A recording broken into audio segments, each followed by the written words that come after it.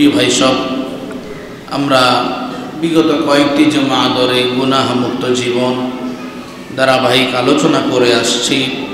আজকে আমাদের গুনাহ মুক্ত জীবন আলোচনার সপ্তম পর্ব।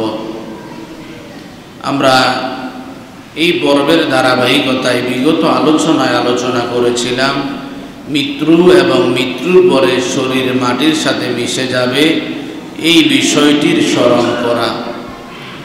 এই বিষয়ে আলোচনা করতে গিয়ে আমরা কয়েকটি শিরোনামে কথা বলেছিলাম। আমরা আলোচনা করেছি মৃত্যুর স্মরণের গুরুত্ব কী, মৃত্যুকে স্মরণ করার মাধ্যমসমূহ কি কি, মৃত্যুর যন্ত্রণার ধরনটা কেমন, মৃত্যুর যন্ত্রণার সময় করণীয়তা সমূহ কি, কবরের জীবন কেমন, কবরের আযাবের ভয়াবহতা কেমন, এই বিষয়গুলি নিয়ে আমরা আলোচনা করেছি। আজকে আমরা আমাদের সপ্তম পর্বে আলোচনা করব ওয়া মা তাওফীকি ইল্লা বিল্লাহ।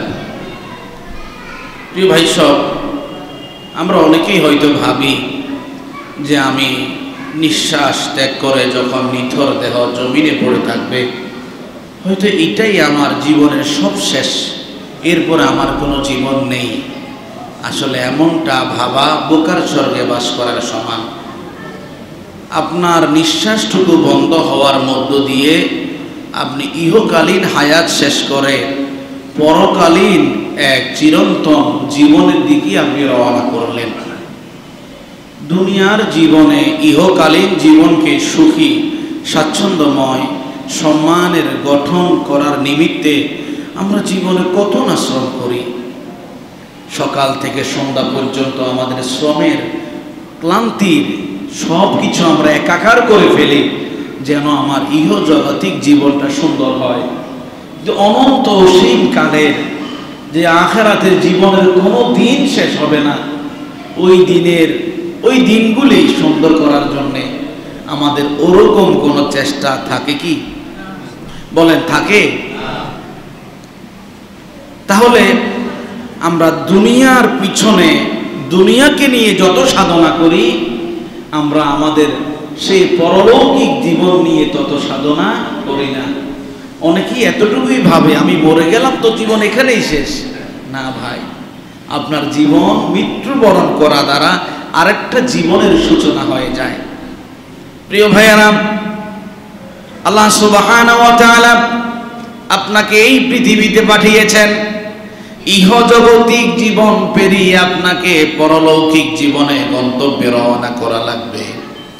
ও পরলৌকিক জীবনের গন্তব্যের একটা মাধ্যম হলো মৃত্যু।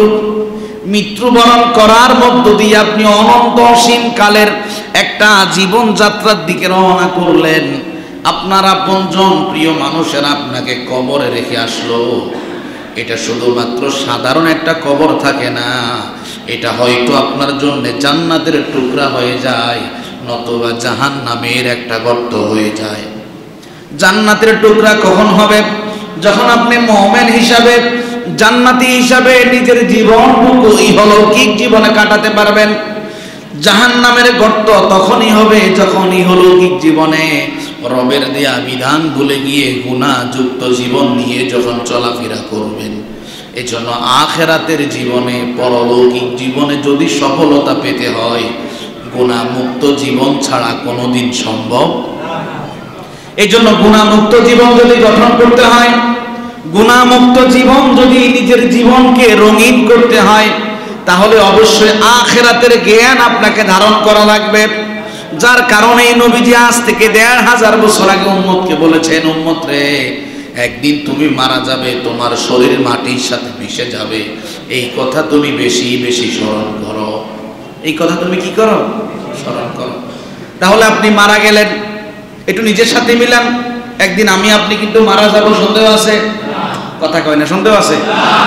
একদিন আমি আপনি মারা যাব, কোনো সন্দেহ নাই। আপনাকে কবরের মাঝে রাখা হবে। আপনাকে এবার কবরের মাঝে হয়তো আপনি আযাবের মাঝে থাকবেন, নতুবা আপনি আযাব থেকে বেঁচে যাবেন। কিছু কিছু বান্দা আছে যাদের কবরের মাঝে কোনো আযাব হবে না।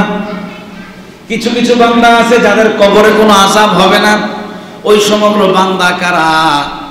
আল্লাহ তাআলার হাবিব মুহাম্মদ সাল্লাল্লাহু আলাইহি সাল্লাম হাদিসে তা জানিয়েছেন, এক নম্বর যাদের কবরে আযাব হবে না তারা হলো শহীদ। তারা কারা? একটু সবাই বলেন। শহীদ যারা আল্লাহর জন্য সত্যের পথে অবিচল থেকে দিন প্রতিষ্ঠার জন্য নিজের জীবনকে বিলীন করে দিয়েছে। ওই সমগ্র মানুষগুলা দুনিয়ার জাগতিক জীবনে হয়তো কারো ফাঁসির কাস্টে, কারো অস্ত্রের আঘাতে, কারো গুলির আঘাতে মারা গিয়েছে, কিন্তু আল্লাহ তাআলা বলেন বান্দা না না, এই বান্দাগুলা যখন কবরে যাবে এত দামি হয়ে যাবে তাদের কবরে আযাব হবে না। হাদিস শরীফে উল্লেখ করা হয়েছে, হযরত রাশিদ বিন সাআদ রাদিয়াল্লাহু আনহু হাদিস বর্ণনা করেন, নাসাই শরীফের হাদিস। হযরত রাশিদ বিন সাআদ বলেন, আমার নিকট নবীর একজন সাহাবী এই হাদিসটা বর্ণনা করেছেন। নবীর ওই সাহাবী বলেন, আন্না রাজুলান ক্বালা ইয়া রাসূলুল্লাহ মা বালাল মুমিনিনা ইফতানুনা ফি কুবুরিহিম ইল্লা শাহীদ। নবীজি, কবরের মাঝে সব মানুষের পরীক্ষা হবে, কিন্তু শহীদের কেন পরীক্ষা হবে না? বিষয়টা কেমন? নবী করিম সাল্লাল্লাহু আলাইহি সাল্লাম ওই সাহাবীকে জবাব দিলেন, ও আমার সাহাবী শোনো, কাফা বিবারিকাতিস সুয়ুফি আলা রাসিহি ফিতনা। শহীদের মাথার উপরের তরবারির উজ্জ্বলতা তাকে কবরের আযাব থেকে বাঁচিয়ে দিয়েছে। তাহলে শাহাদাত আল্লাহর জন্য, আল্লাহর দ্বীনের পথে যিনি শহীদ হতে পেরেছেন উনার কবরে কোনো আযাব হবে না। দুই নাম্বার, কাদের কবরে আযাব হবে না? যে সমগ্র মানুষেরা ইয়াউমুল জুমার দিনে কিংবা রাতে মারা গিয়েছে, যেটাকে আমরা সচরাচর বলে থাকি বৃহস্পতিবার রাত, শুক্রবার দিনের মাঝে যদি কোনো মানুষ মারা যায়, আল্লাহ সুবহানাহু ওয়া তাআলা তাকেও কবরের ফিতনা থেকে মুক্ত করে। হাদিস শরীফে উল্লেখ করা হয়েছে, হযরত আব্দুল্লাহ ইবনে আমর রাদিয়াল্লাহু আনহু হাদিস বর্ণনা করেছেন। মিশকাত, মুসনাদ আহমদ, তিরমিজি, তিন কিতাবে একই হাদিস আনা হয়েছে। রাসূল করিম সাল্লাল্লাহু আলাইহি ওয়াসাল্লাম বলেন, মা মিন মুসলিমিন ইয়ামুতু ইয়াওমাল জুমআ আও লাইলাতাল জুমআ ইল্লা ওয়াকাহুল্লাহু ফিতনাতাল কবর।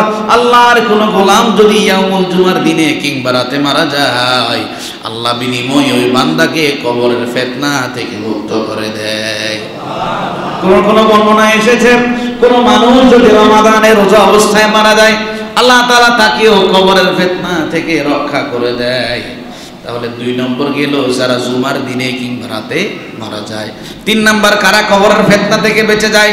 যে সমগ্র মানুষ এই কোরআনুল কারীমের একটা সূরা, সূরাতুল মুলক, রাতের বেলায় তেলাওয়াত করে বিছানায় ঘুমায়, ওই বান্দা যদি রাতের বেলায় মারা যায়, আল্লাহ তাকে কবরের ফিতনা থেকে রক্ষা করে। হাদিস শরীফে উল্লেখ করা হয়েছে, হযরত আবু হুরায়রা রাদিয়াল্লাহু আনহু হাদিস বর্ণনা করেন, আবু দাউদ শরীফের হাদিস।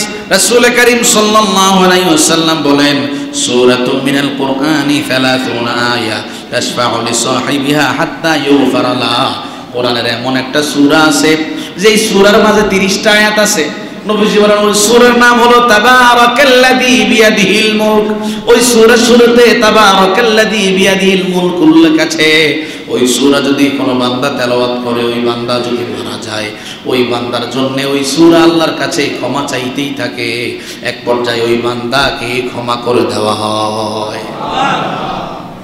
যে সমগ্র বান্দারা কবরের আযাব থেকে বেঁচে যাবে। 4 নাম্বার আমল, কোন মানুষ যদি আল্লাহর ভয়ে চোখের পানি ছেড়ে কাঁদে, আল্লাহর ভয়ে চোখের পানি ছেড়ে যদি কোনো বান্দা কাঁদতে পারে, আর যেই বান্দা আল্লাহর জমিন রক্ষা করার জন্য বিনিদ্র রজনী কাটে, আল্লাহ তাআলা ওই বান্দাগুলোকেও কবরের ফিতনা থেকে হেফাজত করে। হাদিস শরীফে উল্লেখ করা হয়েছে, হযরত আব্দুল্লাহ ইবনে আব্বাস রাদিয়াল্লাহু আনহু হাদিস বর্ণনা করেন। তিরমিজি, মিশকাত, তারগীব ও তারহিব, তিন কিতাবে একই হাদিস আনা হয়েছে। নবী সাল্লাল্লাহু আলাইহি ওয়াসাল্লাম বলেন, আইনানি লা তামুসুমান নার, আইনুন বাকাত মিন খাশিয়াতিল্লাহ ওয়া আইনুন বাতাত তাহরুসু ফি সাবিলিল্লাহ। দুই শ্রেণীর মানুষের চোখ কখনো জাহান্নামের আগুনে স্পর্শ করবে না। কয় শ্রেণীর মানুষ? মনোযোগ আছে আপনাদের? একটু আমার দিকে তাকাইয়ে।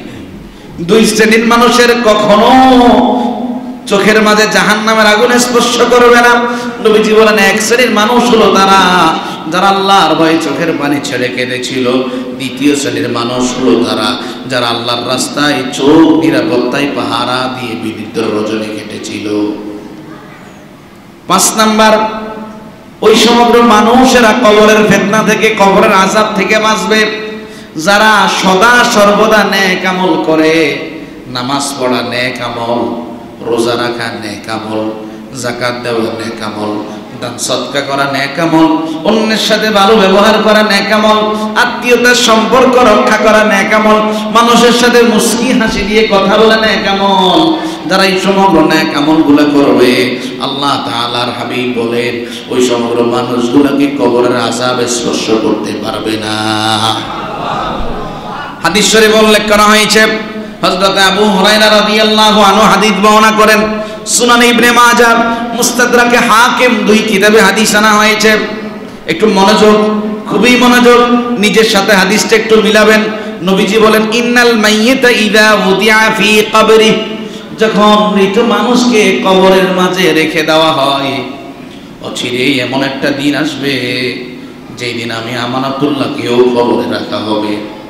যখন আমাকে কবরে রাখা হবে, নবীজি বললেন, ইন্নাহু ইয়াসমাউ খাফাকা নাআলিহিম হিনা ইউলুনা আন, ওই মানুষটাকে কবরে দাফন কমপ্লিট করে তার মানুষ, আপন মানুষটা যখন কবর থেকে বেরিয়ে চলে যাবে, ওই আপন মানুষদের পা চলার যে জুতার আওয়াজ হবে, কবরের মানুষটা তাদের জুতার আওয়াজ পর্যন্ত কবর থেকে শুনতে পাবে।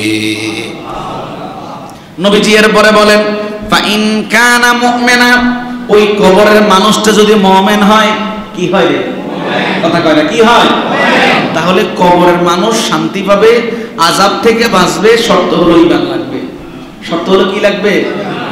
কথা কি বুঝেন আমার?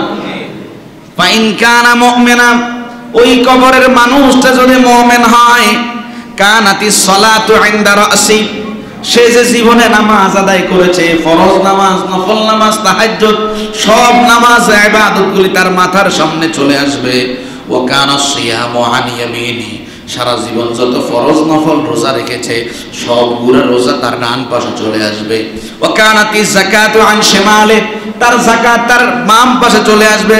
ওয়া কানা ফিআলাল খায়রাত মিনাস সাদাকা ওয়াস সিলাতু ওয়াল মা'রুফ ওয়াল ইহসানু ইলান নাসি আন রিজলাইহি, তার ভালো ব্যবহার, ভালো কর্ম, দান সদাকা, আত্মীয়তার বন্ধন, যতগুলো নেক আমল ছিল সবগুলো নেক আমল তার পায়ের কাছে আসবে।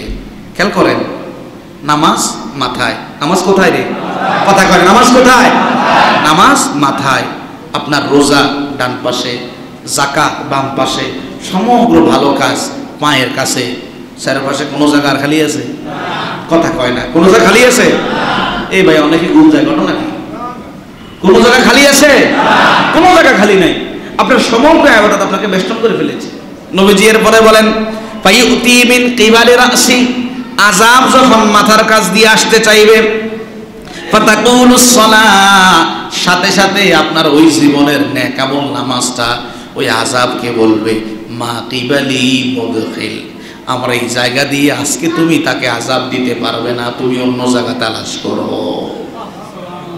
সুবহানাল্লাহ, বাড়ি যাই কই, আমার এই জায়গা দিয়ে তুমি আসতে পারবে না, এই জায়গা দিয়ে প্রবেশ করার কোনো পথ নাই, কেননা এখানে আমি নামাজ অবস্থান করছি। নবী করিম সাল্লাল্লাহু আলাইহি সাল্লাম বলেন, সুম্মা ইউতা আন ইয়ামিনি, আযাব এবার তার ডান পাশ দিয়ে আসতে চাইবে। ফাতাকুলুস সিয়ামু মা কিবালি মুদখিল, রোজা বলবে, ও আযাব আমার এই পাশ দিয়ে তোমার আসার কোনো পথ নাই। নবীজি এরপরে বলেন, সুম্মা ইউতা আন ইয়াসারি, এবার আযাব তার বাম পাশ দিয়ে আসতে চাইবে। ফায়াকুলুস যাকাতু মা কিবালি মুদখিল, যাকাত সাথে সাথে বলবে, ও আযাব এখান দিয়ে তোমার যাওয়ার কোনো পথ নাই। সুম্মা ইউতা মিন কিবালি রিজলাইহি, আযাব এবার পায়ের কাছ দিয়ে আসতে চাইবে। ফাতাকুলু ফিআলাল খায়রাত, তার ভালো কাজ সমূহ বলবে, মা কিবালি মুদখিল, এখান দিয়ে তোমার যাওয়ার কোনো পথ নাই।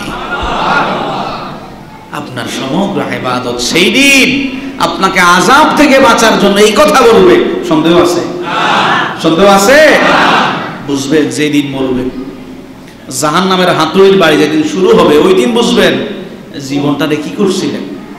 এই জন্য আল্লাহ তাআলা কোরআনুল কারীমে সূরাতুল লুকমানের 16 নং আয়াতে বলছেন, হযরত লুকমান হাকিম কলিজার টুকরা সন্তানকে কি নসিহত করেছিলেন, সেই নসিহত আল্লাহ কোরআনে উল্লেখ করেছেন।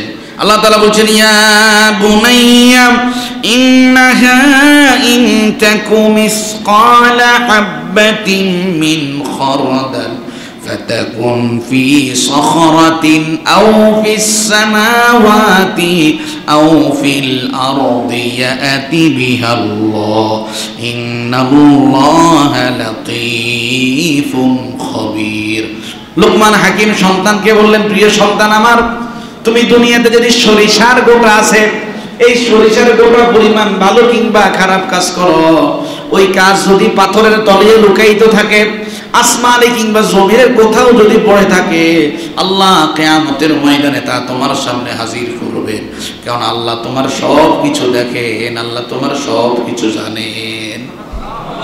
এই জন্য ভাই আযাব থেকে বাঁচতে চাই, এই জন্য মুমিন ঈমান এনেছেন, নেক আমল করা লাগবে।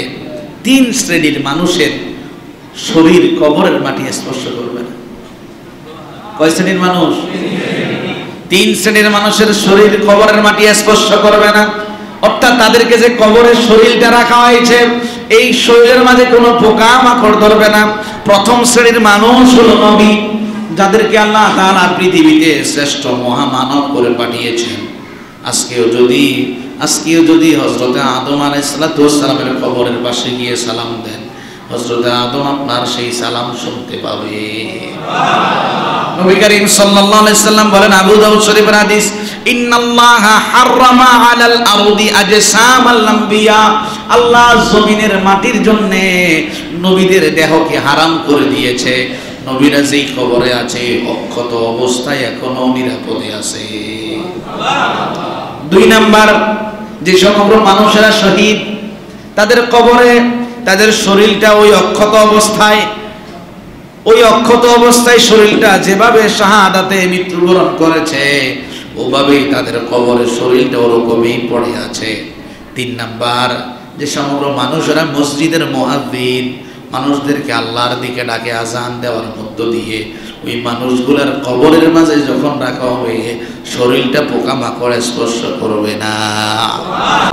হাদিস শরীফে উল্লেখ করা হয়েছে, মুসান্নাফে আব্দুর রাজ্জাকের মাঝে হাদিস আনা হয়েছে, নবী করিম সাল্লাল্লাহু আলাইহি ওয়াসাল্লাম বলেন, আল মুআদ্দিনুনা আতওয়ালুন নাসি আ'নাকা ইয়াউমাল কিয়ামাহ ওয়া লা ইউদাওয়াদুনা ফি কুবুরিহিম, মুআদ্দিনরা কিয়ামতের ময়দানে অনেক লম্বা ঘাড়ওয়ালা হবে, এবং মুয়াজ্জিনদের শরীর যখন কবরে রাখা হবে কোনো পোকামাকড় স্পর্শ করতে পারবে না। প্রিয় ভাইয়েরা, তাহলে কবরে আপনি যাবেন, কবরে আপনি কথা কয় না, কবরে যাবেন তো? সন্দেহ আছে? কবরে আপনি যাবেন, আপনাকে মরতেই হবে। এই কবরে হয় আপনি ঘুমাবেন, না হয় আযাবের মাঝে থাকবেন। নির্দিষ্ট সময় যখন চলে আসবে আপনাকে কিয়ামতের ময়দানে তলব করা হবে। কোথায় তলব করা হবে? কিয়ামতের ময়দানে তলব করা হবে। সন্দেহ আছে? আপনি ঈমান যখন আনছিলেন তখন বলছিলেন, আমানতু বিল্লাহি ওয়া মালাইকাতিহি ওয়া কুতুবিহি ওয়া রুসুলিহি ওয়াল ইয়াউমিল আখিরি ওয়াল কদরি খাইরিহি ওয়া শাররিহি মিনাল্লাহি তাআলা ওয়াল বা'সি বা'দাল মাউত। যে মৃত্যুর পরে আল্লাহ আপনি আমাকে আবার তুলবেন, আমি ঈমান আনলাম। এখন ঈমান জাগাত আসেনি, কথা কয় না, আছে তো? তাহলে কিয়ামতে আপনাকে উঠা লাগবে। সন্দেহ আছে? কেমন সন্দেহ আছে?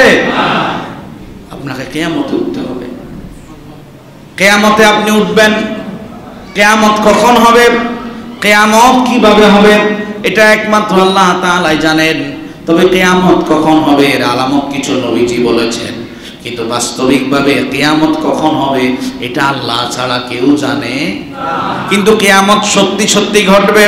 আল্লাহ তাআলা কুরআনুল কারীমে সূরাতুল আ'রাফের 187 নং আয়াতে বলছেন, ইয়াসআলুনাকা আনিস সাআতি আইয়ানা মুরসাহা কুল ইন্নামা ইলমুহা ইনদা রাব্বি লা ইউজাল্লিহা লিওয়াক্তিহা ইল্লা হু ফাকুলাত ফিস সামাওয়াতি ওয়াল আরদ লা তা'তিকুম ইল্লা বাগতা يسألونك كأنك حفي عنها قل إنما علمها عند الله ولكن أكثر الناس لا يعلمون আল্লাহ তাআলা বলছেন, হে রাসূল, তারা আপনাকে জিজ্ঞেস করে কখন কিয়ামত হবে, আপনি তাদেরকে বলে দিন কিয়ামত কখন হবে একমাত্র জানেন কে?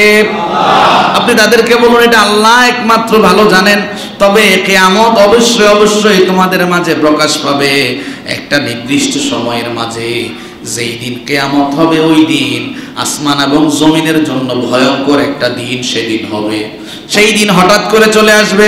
নবীজি, আপনাকে তারা এমন ভাবে কিয়ামতের ব্যাপারে জিজ্ঞেস করে যেন আপনি কিয়ামতের নিয়েই গবেষণায় ব্যস্ত আছেন। আপনি তাদেরকে বলে দিন কিয়ামত হবে, তবে কখন হবে সেটা আল্লাহই জানেন। কিন্তু অধিকাংশ মানুষ এই সত্যর ব্যাপারে গাফেল হয়ে আছে। তাহলে কিয়ামত ঘটবে, কিয়ামত ঘটবে। কুরআনুল কারীমে সূরাতুল আহজাবের 63 নং আয়াতে আল্লাহ তাআলা বলছেন, ইয়াসআলুকান নাসু আনিস সাআ কুল ইন্নামা ইলমুহা ইনদাল্লাহ ওয়া মা ইউদরিকা লাআল্লাস সাআতা তাকুনু করিবা।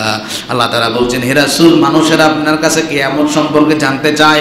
আপনি তাদেরকে বলেন কিয়ামতের সংবাদ একমাত্র আল্লাহ ভালো জানেন কখন হবে। তবে শোনো, অচিরেই হয়তো তোমাদের সামনে কিয়ামত ঘটে যাবে, হয়তো কিয়ামত তোমাদের অতীব কাছে ঘনিয়ে চলে এসেছে। কুরআনুল কারীমে সূরাতুল লুকমানের 34 নং আয়াতে আল্লাহ তাআলা বলছেন, 5টা জিনিসের জ্ঞান পৃথিবীর কোন মানুষের কাছে নেই, একমাত্র আল্লাহর কাছে আছে। কয়টা জিনিস? আল্লাহ তাআলা বলছেন, ইন্নাল্লাহা ইনদাহু ইলমুস সাআ ওয়া ইউনাজ্জিলুল গায়থা ওয়া ইয়ালামু মা ফিল আরহাম ওয়া মা তাদরি নাফসুম মাযা তাকসিবু গাদা ওয়া মা তাদরি নাফসুম বিআইয়ি আরদিন তামুত ইন্নাল্লাহা আলীমুন খবীর। আল্লাহ তাআলা বলছেন কিয়ামত কখন হবে একমাত্র আমি আল্লাহ জানি, আর কেউ জানে না। 2 নাম্বার, একজন মানুষ যখন মায়ের গর্ভে থাকে, মাতৃগর্ভে ভ্রূণ থেকে ছেলে হবে না মেয়ে হবে আমি জানি, আর কেউ জানে না। জমিনের কোন জায়গায় কখন বৃষ্টি হবে আমি জানি, আর কেউ জানে না। ও বান্দা, আগামীকাল কোন জায়গায় তোমার আয় রোজগারের ব্যবস্থা আছে এটা আমি জানি, তুমিও জানো না। বান্দারে, জমিনের কোন জায়গায় তোমার মৃত্যু লেখা আছে, কোন জমিনের মাটি তোমার অপেক্ষায় আছে এটা আমি জানি, আর কেউ জানে না। ও বান্দা, শোনো শোনো, আমি আল্লাহ তাআলা মহা জ্ঞানী এবং মহা সর্বজ্ঞ। তাহলে কিয়ামত কখন হবে আল্লাহ ছাড়া কেউ জানে? আল্লাহ তাআলার হাবিব মুহাম্মদুর রাসূলুল্লাহ সাল্লাল্লাহু আলাইহি ওয়াসাল্লাম কিয়ামত কখন হবে এই ব্যাপারে হাদিসের মাঝে বলেছেন, এমন একটা সময়ের মাঝে কিয়ামত হবে 1 মিনিট আগেও ঘটবে না, 1 মিনিট পরেও ঘটবে। আল্লাহ তাআলা কোরআনুল কারীম এই প্রসঙ্গে সূরাতুস সাবা এর 29 থেকে 30 নং আয়াতে বলছেন, ওয়া ইয়াকুলুনা মাতা হাযাল ওয়া'দু ইন কুনতুম সাদিকিন কুল লাকুম মি'আদু ইয়াউমিন লা তাস্তাখিরুনা আনহু সা'আতান ওয়া লা তাস্তাকদিমুন। আল্লাহ তাআলা বলছেন, হে রাসূল, কাফেররা আপনাকে বলে মুহাম্মদ যদি তুমি সত্য নবী হও তাহলে কিয়ামত ঘটিয়ে দেখাও। হে রাসূল, আপনি বলে দেন কিয়ামত এটা আল্লাহর কাছে ইলম রয়েছে, নির্ধারিত যখন সময় চলে আসবে আল্লাহ কিয়ামতকে একটু আগেও নেবে না একটু পরেও নেবে না, যথা সময়ে কিয়ামত হয়ে যাবে। কিয়ামত হবে, কিয়ামত হবেই, তবে কখন হবে কে জানে? আল্লাহ। কিয়ামত যখন হবে তখন একটু আগেও কিংবা পরে হবে না, যথা সময় হবে। এর ব্যাখ্যাটা কি? হাদিস শরীফে উল্লেখ করা হয়েছে, হযরত আবু হুরায়রা রাদিয়াল্লাহু আনহু হাদিস বর্ণনা করেন, সহিহ বুখারী মুসলিমের হাদিস। নবীজি বললেন, লা তাকুমান্না সাআ ওয়া ক্বাদ নাশারা আর-রাজুলানি সাওবাহুমা বাইনাহুমা ফালা ইয়াতাবায়ানিহি ওয়া লা ইয়াতুবিয়ানি। কিয়ামত ঘটে যাবে, একজন বিক্রেতা তার কাপড় বিক্রয় করছে, আরেকজন ক্রেতা কাপড় ক্রয় করতে গিয়েছে, বিক্রেতা ক্রেতার সামনে কাপড় বিক্রির জন্য পণ্যের বিবরণ দিচ্ছে। এমন একটা সময় কিয়ামত ঘটে যাবে, বিক্রেতা ক্রেতার কাছ থেকে কাপড়টা কেনারও সময় পাবে না, আবার বিক্রেতা তার কাপড়টা ভাঁজ করে রাখারও সেই সময় সুযোগ পাবে না। মুহূর্তেই ঘটে যাবে, চোখের পলকিও টের পাবে না। নবীজি এরপরে বলেন ওয়ালা তাকুমান্নাস সাআ ওয়া ক্বাদ ইনসারাফার রাজুলু বিলা বানি লিকহাতি ফালা ইয়াতআমুহা। একজন ব্যক্তির উট আছে, ওই মানুষটা উটের ওলান থেকে দুগ্ধ দহন করতে গিয়েছে, দুগ্ধ দহন করেছে, কিন্তু কিয়ামত ঘটে যাবে সে জানে না, দুগ্ধটা পান করার পর্যন্ত সে সময় পাবে না। এরপরে নবীজি বললেন ওয়ালা তাকুমান্নাস সাআ ওয়া হুয়া ইয়ালিতু হাওদা ফালা ইয়াসকি ফি। একজন মানুষ তার উট কিংবা ঘোড়ার পালকে পানি পান করানোর জন্য একটা হাউস তৈরি করেছে, পানিও ঢেলেছে, উটকে পানি পান করাবে, সে জানে না কিয়ামত ঘটে যাবে, ওই সময় এমন একটা সময় কিয়ামত ঘটবে সে তার উটকেও পানি পান করাতে পাবে না। হঠাৎ করে ঘটে যাবে, সে কল্পনা মানতে। নবীজি এরপরে বলেন ওয়ালা তাকুমান্নাস সাআতু ওয়া ক্বাদ রাফা আহাদুকুম উকলাতাহু ইলা ফীহি ফালা ইয়াতআমুহা। কিয়ামত ঘটে যাবে, একজন মানুষ খাবার খেতে বসেছে, সুন্দর করে তরকারি এবং ভাতকে খাবারকে মিশিয়ে মুখের সামনে নিয়েছে, ওই মানুষটা জানে না আজকে এই মুহূর্তে কিয়ামত হবে। নবীজি বললেন খাবার লোকমা মুখের মাঝেও সে নিতে পারবে না, হঠাৎ করেই কিয়ামত ঘটে যাবে। তাহলে কিয়ামত হবে, কোনো সন্দেহ নাই। কিন্তু কিয়ামত যখন হবে 1 মিনিট আগেও হবে না, পরেও। এখন প্রশ্ন হলো কিয়ামত কি করে হবে? কিয়ামত হবে সিংগাই ফুৎকার দেওয়ার মধ্য দিয়ে। সিংগাই ফুৎকার কে দেবেন? হযরত ইসরাফিল আলাইহিস সালাতু ওয়াস সালাম দেবেন। এইজন্য নবী করিম সাল্লাল্লাহু আলাইহি ওয়াসাল্লাম সব সময় ভীত সন্ত্রস্ত থাকতেন, না জানি কখন ইসরাফিল সিংগাই ফুৎকার দিয়ে দেয়। খেয়াল করেন, আজ থেকে ১৫০০ বছর আগে নবীজি ওই সময়ও কিয়ামতের ভয়ে সন্ত্রস্ত থাকতেন, না জানি কোন সময় ইসরাফিল সিংগাই ফুৎকার দিয়ে দেয়। কিন্তু আমাদের মাঝে এই ভয় আছে? যদি বলা হয়, মানে কথার কথা আর কি, যদি ঘোষণা দেয় আগামীকাল কিয়ামত হবে, আমার মনে হয় কাপড়ের দাম অনেক বাড়ি যাবে। কি বলে প্রিয় ভাইজান? কিন্তু আল্লাহ তাআলা কিয়ামতের সময় গোপন রেখেছেন। কিয়ামত কত ভয়ঙ্কর, নবীজি কিয়ামতের ভয়ে কখন কিয়ামত ঘটে যায় এই ভয়ে সন্ত্রস্ত থাকতেন। হযরত আবু সাঈদ খুদরি রাদিয়াল্লাহু আনহু হাদিস বর্ণনা করেন, তিরমিজি শরীফের হাদিস। রাসূল করিম সাল্লাল্লাহু আলাইহি সাল্লাম সাহাবীদেরকে বললেন কাইফা আনআমা ওয়া সাহিবুল করনি ক্বাদ ইলতাকামাল করনা ওয়াসতামাআল ইযা মাতা ইউমারু বিন নাফকি ফায়ানফাকু। নবীজি বললেন সাহাবীরা, আমি নবী কি করে আরামায়েশ করতে পারি, আমি কি করে আরামায়েশের জিন্দেগি যাপন করতে পারি, অথচ সিংগাই ফুৎকারওয়ালা ইসরাফিল সিংগা মুখের মাঝে নিয়ে সে বসে আছে এবং কান পেতে আছে আল্লাহর সিদ্ধান্তের দিকে। যখন আল্লাহ সিংগা ফুৎকারের নির্দেশ দিবেন, 1 মুহূর্ত দেরি করবে না, সিংগাই ফুৎকার দিয়ে দেবে। এই ভয়ে আমি কি করে আরামায়েশের জীবন করতে পারি? এই কথা যখন নবীজি সাহাবীদেরকে বললেন, নবীর সাহাবী আবু সাঈদ বলেন ফাকান্না যালিকা সাকুলা আলা আসহাবিন নবী। এই কথা বলার সাথে সাথে উপস্থিত সাহাবীগণ সেই কিয়ামতের ভয়ে ভীত সন্ত্রস্ত হয়ে গেলেন। নবীজি সাহাবীদেরকে বললেন, সাহাবীরা একটা দোয়া সব সময় পড়ো, হাসবুনাল্লাহু ওয়া নি'মাল ওয়াকিল আলাল্লাহি তাওয়াক্কালনা।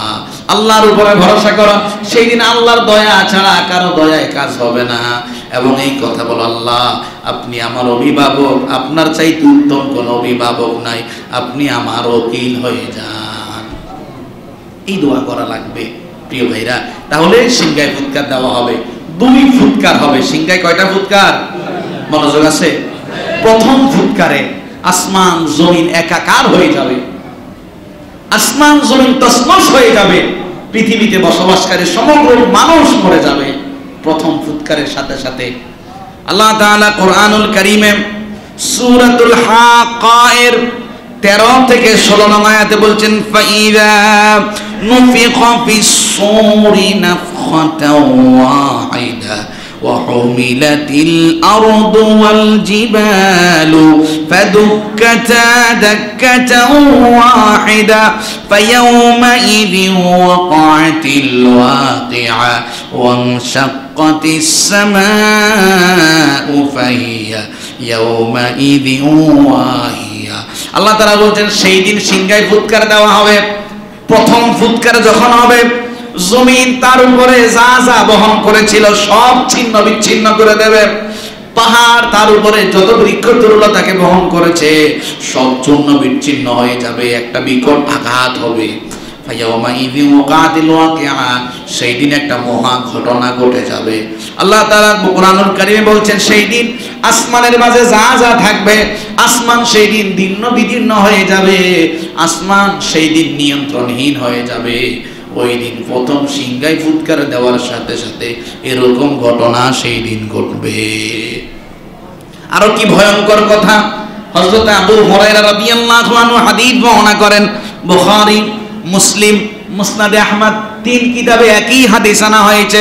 আবু হুরায়রা রাদিয়াল্লাহু আনহু বলেন, সামিআতু রাসূলুল্লাহি সাল্লাল্লাহু আলাইহি ওয়াসাল্লাম ইয়াকুল, আমি নবীজিকে বলতে শুনেছি, নবীজি বলেছেন, ইয়াকবিদুল্লাহুল আরদা ওয়া ইয়াতউইস সামা বিয়ামিনিহি, আল্লাহ তাআলা সেই দিন পুরা জমিনকে মুষ্টিবদ্ধ করে নিজের কুদরতি হাতে নেবেন, নিজের কুদরতি হাতে পুরা জমিনকে নিয়ে নেবেন।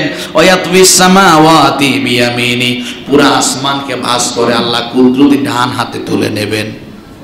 এক হাতে জমিন আর এক হাতে আসমান। হযরত আবু হুরায়রা রাদিয়াল্লাহু আনহু বলেন, ওই সময় আল্লাহ তাআলা ডাক দিবেন, আনাল মালিক, আমি হচ্ছি প্রকৃত বাদশা। আইনা মুলুকুল আরদ, ও জমিনের রাজা বাদশারা তোমরা কোথায়? সারা শব্দ থাকবে? ফাতহুল বারী কিতাবে উল্লেখ করা হয়েছে, প্রথম সিংহায় ফুৎকার দেওয়ার সাথে সাথে পুরো আসমান জমিন তো তছনছ হয়ে যাবে, জমিনের মানুষ যারা সব মারা যাবে। ফাতহুল কাবীর, ফাতহুল বারী কিতাবে উল্লেখ করা হয়েছে, যেই দিন ওই মানুষটা শেষ মারা যাবে, ওই মানুষটাও কবরের মাঝে 40 বছর অবস্থান করবে। কত বছর? আপনি যে মারা যাবেন 2030 সালের ভিতরে, আপনি কত বছর থাকবেন কল্পনা করা যায়? প্রিয় ভাইয়েরা, 40 বছর অতিবাহিত হয়ে যাওয়ার পরে আবার দ্বিতীয় সিংহায় ফুৎকার দেওয়া হবে। কোন সিংহায়? খেয়াল করেন তাহলে, যে মানুষটা 40 বছর কবরে আছে, আপনি 30 সালের ভিতরে মারা গেল, আপনিও কিন্তু কবরে থাকবেন। আপনি হয়তো কবরে ঘুমে আছেন, না হয় আযাবে আছেন। কথা কি মনে আছে? পূর্বের আলোচনা মনে আছে? দ্বিতীয় সিংহায় যখন ফুৎকার দেওয়া হবে, সমগ্র মানুষ নিজের জীবন ফিরে পাবে, কবর থেকে উঠে হাসরের ময়দানের দিকে রওনা করবে।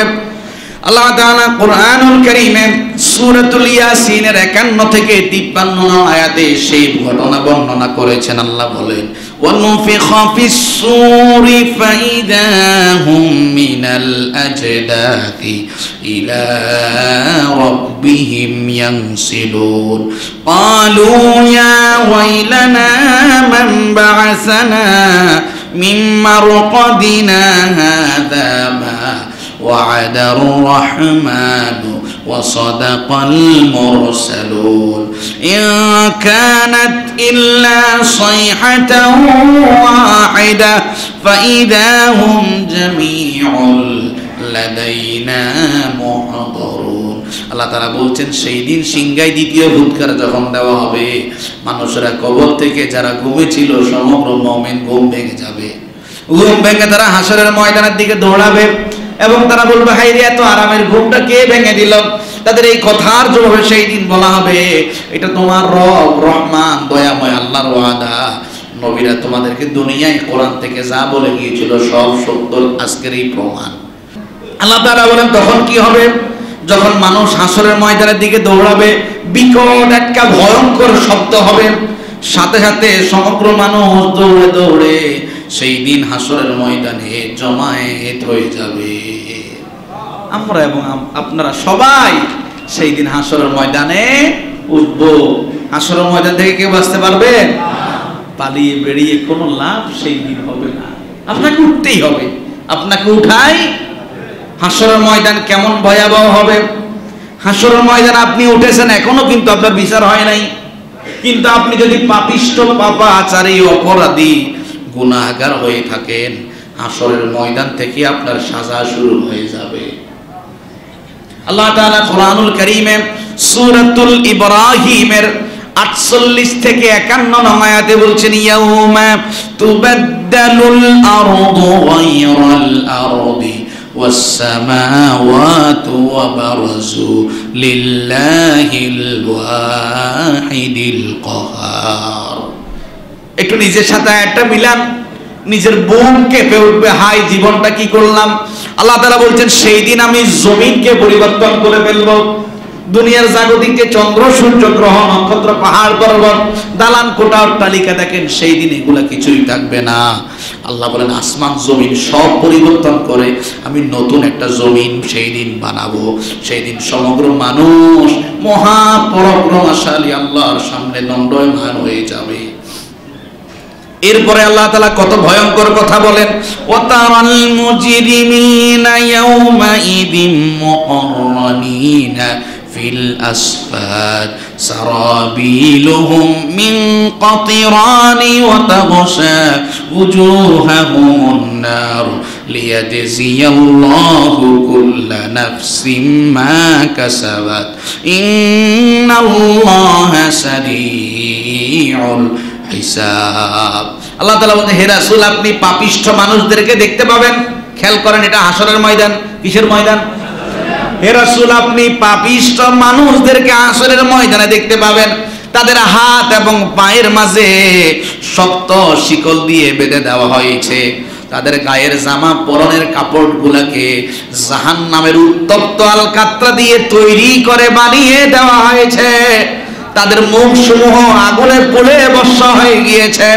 হে রাসূল, আমি আল্লাহ তাআলা এই জন্যই তাদেরকে এই সাজা দেব হাসরের ময়দানে রেখেই, যে কারণে তারা দুনিয়ার জমিনে অপরাধ অপকর্ম করেছে, তার শাস্তি, এই শাস্তির ধারা হিসেবে আমি তাদেরকে এই সাজা দেব। তাআলা বলছেন, ইন্নাল্লাহা সারিউল হিসাব, আমি আল্লাহ তাআলা তাদের খুব দ্রুত হিসাব নেব।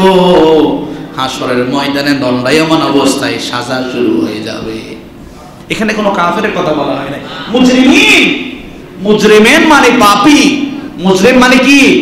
কথা কয় না, বুঝেন আমার কথা? আমরা কি সবাই আল্লাহওয়ালা মানুষ? কথা কয় না। আমাদের জীবনে গুনাহ নাই? একটু কল্পনা করেন, ওই দিন যদি আপনার হাত এবং পায়ের মাঝে শিকল লাগানো হয়, আপনাকে যদি উত্তপ্ত জাহান্নামের আলকাতরার পোশাক পরানো হয়, আপনার মুখ যদি অগ্নিদগ্ধ থাকে, কি উপায় সেদিন হবে? কল্পনা করা যায়? এটা কার কথা বলছি? কথা মানে কার কথা? সন্দেহ আছে? পক্ষান্তরে আপনি যদি মুমিন হন, আপনি যদি জান্নাতি হন, ওই হাসরের ময়দানে আল্লাহ তাআলা আপনাকে নিজ হাতে মেহমানদারি করাবে। সুবহানাল্লাহ। বাড়ি যাই কইয়েন, আল্লাহর হাতে মেহমানদারি চান? কথা কয় না, চান? আমি এখন যে হাদিসটা বলবো, জীবনে কোনোদিন কেউ শুনেন নাই। এখানে হয়তো যারা আছেন জীবনে কোনোদিন কেউ শুনেন নাই। খেয়াল করেন, হযরত আবু সাঈদ খুদরি রাদিয়াল্লাহু আনহু হাদিস বর্ণনা করেন। সহিহ বুখারী এবং মুসলিম উভয় কিতাবে হাদিস এসেছে। রাসূল কারীম সাল্লাল্লাহু আলাইহি সাল্লাম বলেন, তাকুনুল আরদু ইয়াউমাল কিয়ামাতি খুবজাতান ওয়াহিদা। আল্লাহ তাআলা যে কিয়ামতের ময়দান ঘটাবেন, আল্লাহ ওই কিয়ামতের ময়দানকে একটা রুটির মতো বানিয়ে ফেলবেন। আল্লাহ নবী সাল্লাল্লাহু আলাইহি সাল্লাম বলেন, ইয়াতাকাফাউহাল জাব্বারু বিয়াদি, ওই দিন আল্লাহ নিজের হাতে জান্নাতি মানুষদেরকে মেহমানদারি করাবে। কেমন মেহমানদারি? কামা ইয়াকফাউ আহাদুকুম খুবসাতাহু ফিস সাফার ওয়া মাসাবিরা, কোথাও সফরে বের হওয়ার সময় তোমরা যেরকম তোমাদের পাত্র থেকে রুটিকে এভাবে ভাঁজ করিয়ে নিজের বাহনের জন্য সাথে নেওয়ার জন্য ব্যাগে ঢুকিয়ে নাও, আল্লাহ কুদরতিভাবে তোমাদের হাতের মাঝে রুটি তুলে দেবে। আপনি কোথায় আছেন? হাসরের ময়দানে। কোথায় আছেন? হাসরের ময়দানে। পাপিষ্ঠ মানুষের আযাব শুরু হয়েছে, আপনার হাতে কি এসেছে? কথা কয় না, বুঝেন না কথা আমার? আপনার হাতে কি এসেছে? রুটি এসেছে। আপনার হাতে আসছে রুটি, আর পাপিষ্ঠ মানুষের আযাব শুরু হয়ে গেছে। নবী করিম সাল্লাল্লাহু আলাইহি সাল্লামের সাহাবী আবু সাঈদ খুদরি রাদিয়াল্লাহু আনহু বলেন, ফাআতা রাজুলুম মিনাল ইয়াহুদ, নবী যখন সাহাবীদেরকে এই কথাগুলো বলছিলেন, এরই মাঝে একজন ইহুদি আসলেন। ফাকালা, ইহুদি এসে নবীকে বললেন, বারাকার রহমানু আলাইকা ইয়া আবুল কাসেম। নবীজির আরেকটা গুণবাচক নাম ছিল আবুল কাসেম। হে আবুল কাসেম, আল্লাহ তোমার হায়াতে বরকত দিক। আচ্ছা আবুল কাসেম শোনো, আলা উখবিরুকা বিনুজুলি আহলিল জান্নাহ ইয়াউমাল কিয়ামা। ও আবুল কাসেম মুহাম্মদ, তুমি তো আল্লাহর নবী, তুমি কি একটু আমাকে জানাবে না আল্লাহ কিয়ামতের ময়দানে জান্নাতীদেরকে কি দিয়ে মেহমানদারি করাবেন? নবী বললেন, হ্যাঁ জানাবো। তখন ইহুদি বললেন, তাকুনুল আরদু খুবজাতান ওয়াহিদা। আচ্ছা মুহাম্মদ, ওই দিন কি পুরো জমিন একটা রুটির মতো হয়ে যাবে? নবী বললেন, হ্যাঁ হবে। এরপরে নবীজি একটু মুস্কি হাসি দিলেন আর সাহাবীদেরকে তাকিয়ে বললেন, আমার সাহাবীরা, আলা উখবিরুকা বিইদামিহিম। আচ্ছা রুটি যে তোমরা খাইবা, রুটির সাথে যেই তরকারি আল্লাহ দিবে সেটা কি আমি বলবো না? রুটির সাথে আল্লাহ কি দিবে? তরকারি দিবে। ও আমার সাহাবীরা, রুটির সাথে আল্লাহ যেই তরকারি দিবে সেটা কি আমি তোমাদেরকে বলবো না? সাহাবায়ে কেরাম খুব আগ্রহ নিয়ে আছে, ইয়া রাসূলুল্লাহ, হাসরের ময়দানে আল্লাহ কুদরতিভাবে আমাদেরকে রুটি দিবে আর তরকারিও দেবে। সাহাবায়ে কেরাম জানার অধীর আগ্রহ রইলেন। নবীজি বললেন, ইদামুহুম বালাম ওয়া নুন। ওই রুটি খাওয়ার যেই তরকারিটা হবে সেটা হবে বালাম এবং নুন। কি হবে? বালাম এবং নুন। সাহাবায়ে কেরাম জিজ্ঞাসা করলেন, ওয়া মা হাদা? নবীজি, বালাম এবং নুন কি জিনিস? নবীজি বললেন, থাউরুন ওয়া নুন। ষাঁড় এবং বিশাল বড় মাছ আল্লাহ তাআলা সেই দিন তোমাদেরকে ভুনা করে রুটির সাথে খেতে দেবে। নবীজি এরপরে বললেন, ওই মাছ কত বড়, ওই ষাঁড় কত বড়? ইয়াকুলু মিন যাইদাতি কাবাদিহিমা ৭০ আলফা। ওই ষাঁড় কিংবা বিশাল বড় মাছের কলিজাকে যদি ভুনা করা হয়, দুনিয়ার ৭০,০০০-এর বেশি মানুষ ভক্ষণ করতে পারবে। ভাইজান, ও ভাইজান, পাপিষ্ট হবেন না জান্নাতি মানুষ হয়ে জীবন কাটাবেন, এখান থেকেই সিদ্ধান্ত নেন। যদি আপনি পাপিষ্ট হন, লাঞ্ছনার সেই দিন শেষ হবে না। যদি জান্নাতি হন, নিয়ামতের সেই দিন কোনো কমতি। আমরা ইনশাআল্লাহ আমাদের আলোচনাকে ধারাবাহিক রাখবো। আমরা সামনের পর্বে আলোচনা করব কিয়ামতের ময়দানে লাঞ্ছনা কত বেশি হবে, লাঞ্ছনার ধরনটা কেমন হবে। আমরা ইনশাআল্লাহ আমাদের আগামী পর্বে এই বিষয়ে কথা বলবো। ওমা তাওফীকি ইল্লা বিল্লাহ। আমরা যে কথাগুলি বলেছি, আল্লাহ তাআলা যিনি বলেছেন, যিনারা শুনেছেন, সকলকে আমল করার তৌফিক দান করেন। সকলে বলি আমিন।